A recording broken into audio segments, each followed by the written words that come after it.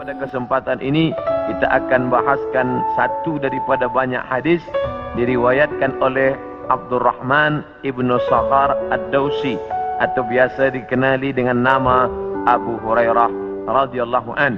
Hadis ini ada dalam kitab Sahih Al-Bukhari. Apa kata Nabi? La taqumus sa'ah. Hari kiamat tidak akan terjadi hatta hingga yuqbadal ilmu. Yang pertama, dalam hadis ini ada 6 tanda. Ini yang akan kita bahaskan. Yang pertama, yuqbadal ilmu. Ilmu dicabut. Innallaha la yaqbidul ilma intiza'an. Allah tidak mencabut ilmu seperti mencabut pokok kayu dengan akarnya sekali. Lalu bagaimana ilmu itu tercabut? Bi mautil ulama, dengan meninggalnya ulama. Ketika Imam Syafi'i meninggal, maka berapa cabang ilmu hilang. Imam Syafi'i alim dalam bahasa Arab, Imam Syafi'i alim dalam tafsir, Imam Syafi'i alim dalam fiqh, Imam Syafi'i alim dalam hadis, bahkan bergelar Nasirus Sunnah. Imam Syafi'i yang pertama kali menyusun usul fiqh. Lalu kemudian ketika meninggal, masih ada digantikan oleh murid-muridnya, Al-Muzani, Al-Buwaiti, Rabi' Al-Muradi. Tapi kemudian makin ke bawah, maka hilanglah ilmu. Maka yang muncul orang jahil yang kemudian dianggap sebagai orang berilmu. Wal'iyadzubillah, na'udzubillah. Maka saya pribadi tak pernah berkata menurut paham saya, menurut pendapat saya, kerana saya takut tergolong dalam orang yang disebut Nabi al-juhala, orang jahil tapi seperti berilmu. Zahirnya orang menyangka berilmu padahal tidak. Maka selalu saya mengambil pendapat ulama. Menurut pendapat Imam Syafi'i, menurut pendapat Imam An-Nawawi, menurut pendapat Ibnu Hajar Al-Asqalani, menurut Imam Az-Zahabi, menurut Imam Jalaluddin Abdul Rahman As-Suyuti, untuk menyelamatkan diri daripada juhala. Na'udzubillah.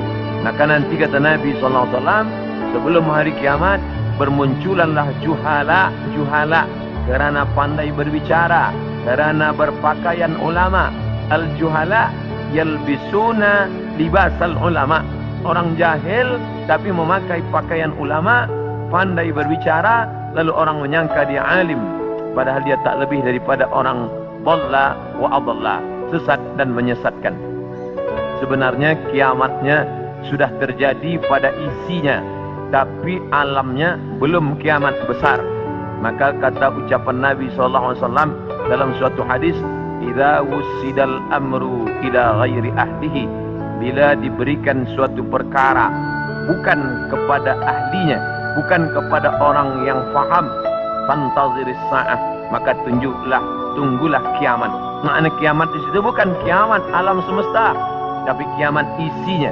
Bila pembinaan masjid ini diberikan kepada orang yang tidak pakar, tidak memiliki kepakaran pada bidang itu, fantaziris sa'ah, maka tunggulah sa'ah, kiamat, hari kiamat. Makna kiamat di situ bukanlah kiamat alamnya, tapi isinya sudah kiamat. Begitu juga dengan ucapan Nabi tentang masalah idza waqa'a ala ahadikumul qiyamah, bila terjadi kiamat pada salah seorang kamu, wa fi yadihi fasilah, di tangannya ada anak korma, fal yaghrisha, tanamlah, kerana dia akan menanam itu, lalu kemudian dia mati.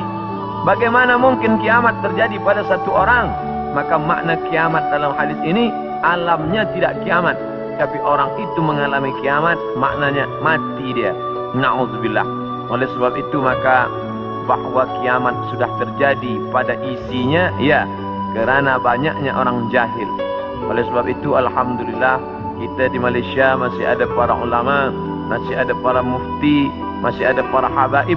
Maka kita datang ke majlis-majlis mereka, hindari majlis-majlis orang-orang jahil yang tidak diketahui sanad ilmunya, yang tidak diketahui dapat dari mana, bahkan mendakwa mendapat dari mimpi. Langsung berjumpa dengan Syekh Abdul Qadir Al-Jilani, langsung saja terus mendapatkan zikir talqin dari Rasulullah SAW tanpa bersanad, tanpa berguru. Padahal para imam mengajarkan kita ada namanya sanad. Al-isnad minad din, sanad itu bahagian dari agama. Laulal isnad Kalaulah bukan kerana sanad, laqala man syaa ma syaa, maka orang mudah saja berkata sesuai kehendak hawa nafsunya. Begitu kata Imam Abdullah ibn al-Mubarak, salah seorang ulama hadis yang amat sangat tinggi ilmunya. Maka Imam Bukhari bersanad sampai ke Nabi Muhammad sallallahu alaihi wasallam. Imam Bukhari mendapatkan hadis itu dari gurunya, namanya Abdullah ibn Maslamah. Abdullah ibn Maslamah mendapatkan dari gurunya, namanya Malik bin Anas. Malik bin Anas mendapatkan dari gurunya, namanya Abu Zinad. Abu Zinad mendapatkan dari gurunya, namanya Al-A'raj. Al-A'raj mendapatkan dari gurunya, namanya Abu Hurairah. Abu Hurairah mendapatkan dari gurunya, namanya Sayyidina wa Maulana Muhammad sallallahu alaihi wasallam. Dan di antara sanad itu mesti diteliti pula, orang ini mestilah adil. Makna adil menjauhi dosa besar, menghindari dosa kecil. Lawan daripada kata adil adalah fasik. Wallahu la yahdil qaumal fasiqin. Allah tak berikan hidayah kepada orang yang fasik. Adapun orang yang adil tapi dia tidak dhabit, tidak kuat ingatannya, maka dia juga tidak layak diambil ilmu daripadanya. Oleh sebab itu apa kata Imam Malik bin Anas, guru Imam Syafi'i? Makamnya di Baqi di samping Masjid Nabawi, meninggal tahun 179 Hijrah.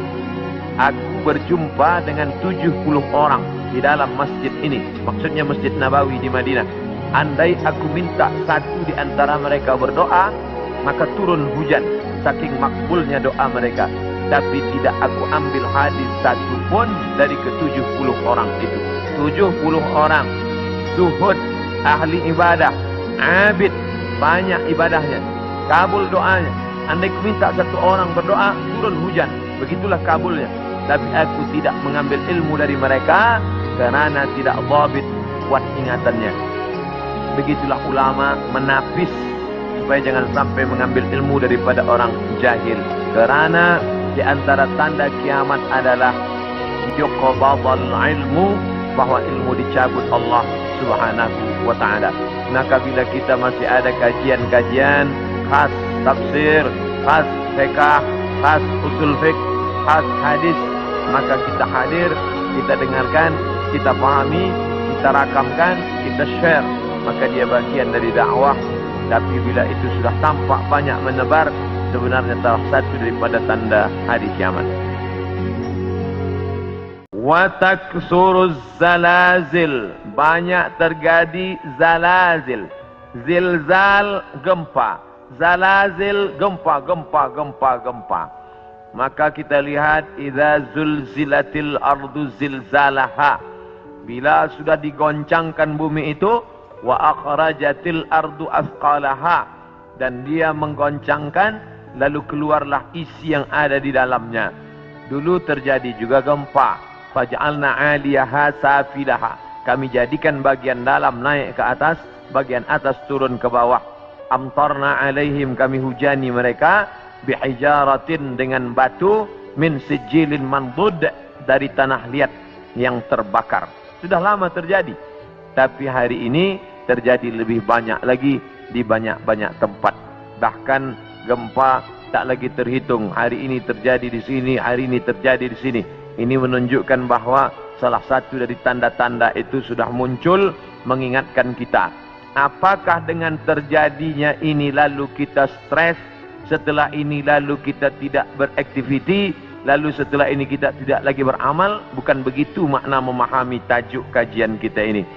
Dengan memahami tanda hari kiamat, bukan menyuruh kita berhenti bekerja, bukan menjadikan kita menjadi tidak bersemangat untuk mencari nafkah, malah judul tajuk kita siang ini membuat kita semakin bersemangat untuk beramal soleh, kerana kita akan tetap mati menghadap Allah, maka yang dibawa serta adalah amal-amal. Makanya dalam sebuah ungkapan, bukan hadis Nabi, i'mal lidunyaka, beramallah untuk duniamu, ka'annaka ta'ishu abada, seakan-akan kau hidup untuk selamanya. Wa'amal li akhiratika, beramallah untuk akhiratmu, ka'annaka tamutu wada, seakan-akan kau mati besok. Maka siang ini kita salat zuhur pukul 1:30, maka seakan-akan inilah zuhur yang terakhir. Saya akan sampaikan tazkirah ini dalam 60 menit. Selepas itu kita akan buka soalan, kita akan jawab masalah-masalah yang ditanyakan terkait dengan tajuk kita sebahagian besarnya. Maka selepas mengkaji tajuk tanda-tanda hari kiamat, bukan membuat kita lalu berhenti beramal, tapi membuat kita makin bersemangat beramal. Kerana ternyata alam akan berakhir, rumah yang besar akan hancur, kereta tak dibawa serta, yang dibawa hanyalah illal ladina amanu, iman, wa amilus salihat, dan amal-amal saleh. Lain daripada itu tinggal. Maka bagi sesiapa saja yang ikut tajuk kajian kita ini, selepas ini bertambah amalnya, bertambah khusyuknya, bertambah takutnya, itulah orang yang berhasil. Adapun selepas ini tak ada perubahan apa-apa, biasa sahaja, maka termasuk orang-orang yang mubazir. Innal mubazzirina kanu ikhwana syayatin. Orang yang mubazir adalah ikhwan, saudara-saudara syaitan. Mengapa begitu? Dia sudah mubazir waktu, dia sudah mubazir energi, dia tidak mendapatkan manfaat apa-apa. Padahal ayat-ayat yang kita baca, idza tuliyat alaihim ayatuhu, kalau dibacakan ayat-ayat Allah, zadathum imana, bertambahlah imannya. Dari dua tanda ini ada perbezaan. Tanda yang pertama, tidak tampak, ilmu dicabut. Tidak nampak mana ilmu yang dicabut, mana ilmu yang kekal. Yang kedua, zalazil, gempa. Ini nampak, bisa dirasakan. Berapa skala Richter? Ini semua orang tahu. Bahkan bergoncang. Ada kaca yang pecah, ada dinding rumah yang retak. Itu terjadi belakangan ini lebih banyak lagi signal pertanda bahwa Allah Subhanahu wa taala akan mengakhiri dunia ini.